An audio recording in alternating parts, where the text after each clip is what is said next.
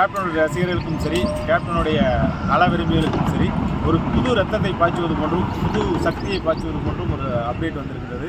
எப்படி கேப்டனுக்கு உழவன் மகன் முதற்கொண்டு பூமி வெளிகள் முதற்கொண்டு கேப்டன் பிரபாகரன் முதற்கொண்டு எப்படி ஒரு பெரிய வெற்றியை கொடுத்தீர்களோ அதே போன்று இந்த படைத்தலைவன் மிகப்பெரிய பொருட்செல்வி, அதோட பாடலும் மிகப்பெரிய ஹிட்டு, உன்முகத்தை பார்த்தேனேங்கிற பாடலும் ஹிட்டு, அதோட ட்ரெய்லரும் ஹிட்டு, அதே போன்று அந்த படத்தையும் பெரிய ஹிட் அடித்து கேப்டனுடைய சமாதியில் அவருடைய வெற்றி பூங்கொத்தாக சண்முக பாண்டியனுக்கு கொண்டு போய் புத்துணர்வு கொடுத்த மாதிரி, ஒரு புது தெம்பு கொடுத்த மாதிரி, எல்லோருக்கும் ஒரு சக்தியை கொடுத்தது போன்று அதிரி உதவி பண்ணுவீர்கள் என்பதை எதிர்பார்க்கின்றோம்.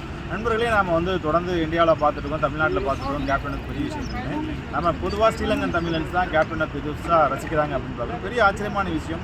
இங்கே பார்க்குற சில ரசிகர்கள், பல நண்பர்கள் பார்த்திங்கன்னா தமிழ்நாட்டு அரசியலை பற்றி கேட்கும்போது விஜயகாந்த் அப்படிங்கிற ஒரு மாமனிதர், கேப்டன்கிற ஒரு மாமனிதர் மறைந்ததுக்கு அப்புறம் அவருடைய தொண்டு, அவருடைய சேவைகள், அவருடைய வாரிசுகள் பற்றி நிறைய விசாரிக்கிறாங்க நண்பர்கள். எனக்கே ஆச்சரியமாக இருக்குது. வேர்ல்டு ஃபுல்லாக இப்போ யூரோப்பில், அமெரிக்கா, கனடா போன்ற நாடுகள் விசாரிப்பதுங்கிறது பெரிய ஆச்சரியம் இல்லை. உலக தமிழர்கள் இங்கே இந்தியன்ஸ், அதாவது இந்திய தமிழர்கள், தமிழகத்தில் வாழும் தமிழர்கள் நிறைய இருக்கின்றார்கள். யூரோப் கண்ட்ரிஸ் ஃபுல்லாக, அதுவும் சுவிட்சர்லாந்து, நம்ம போகிற நாடுகள், நிறைய நாடுகளில் அங்கே எப்படி கேப்டன் குடும்பம் நல்லா இருக்கா, அவங்க வீடியோலாம் நிறையா பார்த்துருக்கோம். இன்றைக்கி சுவிட்சர்லாந்தில் ரொம்ப அருமையாக ஒரு தமிழ் கப்பல்ஸ் வந்தவங்களாம் அரசியலை பற்றி பேசிட்டு இருந்தாங்க. அடுத்து அரசியல் மாற்றங்கள் எப்படி இருக்குது, என்ன ஏது அப்படிங்கிற கேட்குறவங்களாம் கேப்டன் இருந்தாலும் அதோட கதையை வேறு அப்படிங்கிற மாற்றிட்டாங்க.